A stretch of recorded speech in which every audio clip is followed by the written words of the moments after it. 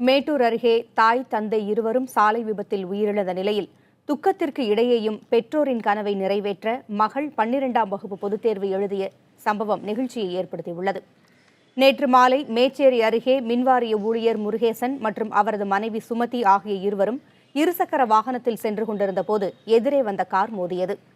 சம்பவ இடத்திலேயே முருகேசன் இறந்த நிலையில் மருத்துவமனையில் சிகிச்சை பலனின்றி சுமதியும் உயிரிழந்தார்.